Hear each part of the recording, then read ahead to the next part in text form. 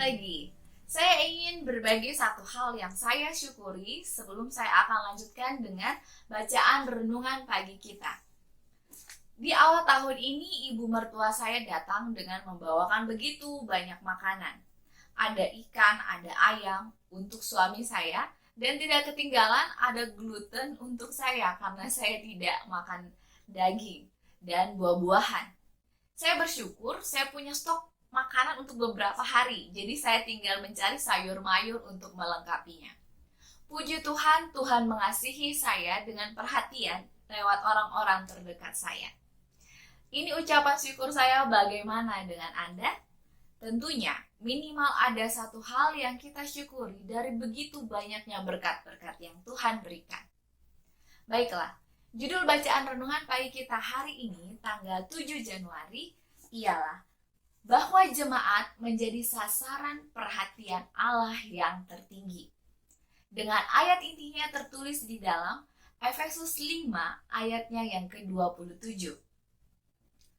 Supaya dengan demikian, ia menempatkan jemaat di hadapan dirinya dengan cemerlang tanpa cacat atau kerut atau yang serupa itu.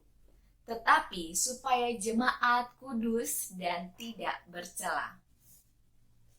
Jemaat, walaupun lemah dan bercacat adanya, ialah satu-satunya sasaran di atas dunia, di mana Kristus mencurahkan perhatiannya yang tertinggi.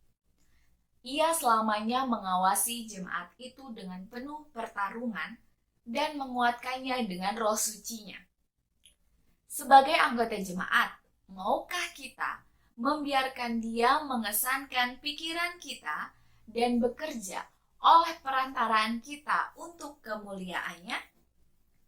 Kristus mengasihi jemaat. Ia akan memberikan semua pertolongan yang diperlukan kepada barang siapa yang berseru kepadanya, meminta kekuatan untuk pertumbuhan tabiat yang sama seperti Kristus. Tetapi kasih-Nya itu bukanlah kelemahan. Ia tidak akan melayani dosa-dosa mereka itu atau memberikan kepadanya kemakmuran, sedang mereka terus mengikuti suatu haluan perbuatan yang salah. Hanyalah oleh pertobatan yang setia, dosa-dosa mereka akan diampuni. Karena Allah tidak akan menutupi kejahatan dengan jubah kebenarannya.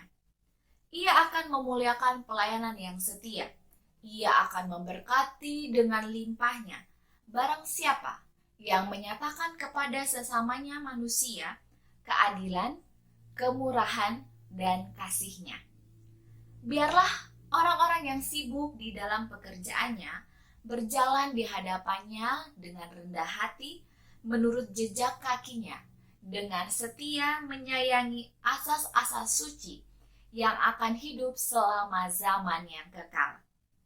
Biarlah mereka menunjukkan dalam perkataan dan perbuatan bahwa mereka menuruti hukum-hukum sebagaimana yang dituruti dalam surga. Jemaat itulah penyimpanan segala kelimpahan anugerah Kristus. Maka oleh perantaraan jemaat itulah akhirnya akan dinyatakan bahkan kepada segala pemerintah dan penguasa yang di surga, hendaklah menjadi pertunjukan yang terakhir dan sempurna dari kasih Allah. Jemaat itulah benteng Allah, kota perlindungannya, yang dipertahankannya dalam satu dunia yang memberontak. Itulah tempat pertunjukan anugerahnya, di mana ia bergemar menyatakan kuasanya untuk mengubahkan hati. Kasih Allah bagi jemaat tidak terhingga adanya. Penjagaannya atas warisannya tiada berkeputusan.